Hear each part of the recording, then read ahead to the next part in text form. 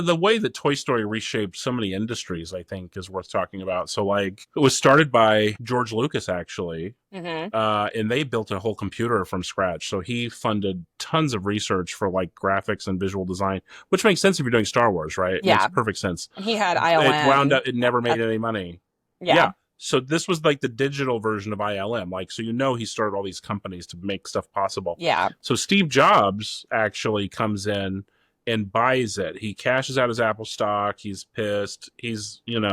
But for the first time, Is he this actually during the period doesn't of time know when he's everything gone about from what's the going on. company? Or is it? This is when he's not at Apple. Yeah. Yeah. He gets fired. He cashes out. He takes a ton of money and invests it into buying Pixar. He thought that he was going to be able to sell the Pixar computer, actually, the Mm, machine that was capable of doing some of the rendering work. But the people there were really good, and he was out of his depth for the first time. So he actually had to learn how to trust people to like make things happen.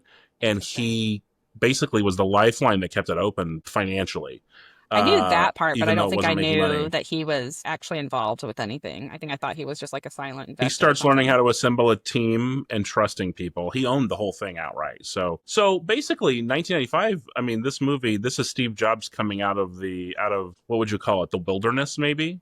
And within a year he's back at Apple. Oh, And so yeah, like this was a huge success. He owned, because of the merger with Pixar and Disney buying Steve Jobs was probably the largest single shareholder of Disney stock, which is now his widow, Lorraine Powell Jobs, actually is probably the mm, largest shareholder of Disney.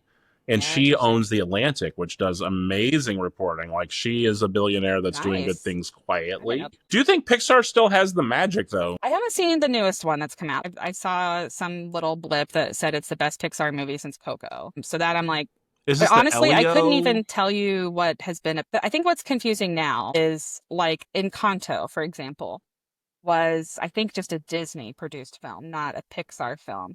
But that's a film that feels like it should have been a Yeah, Pixar film. Same with Frozen. So I right. think since Yeah. Disney's owned them, the brand is it's kind of not really its own thing as much anymore.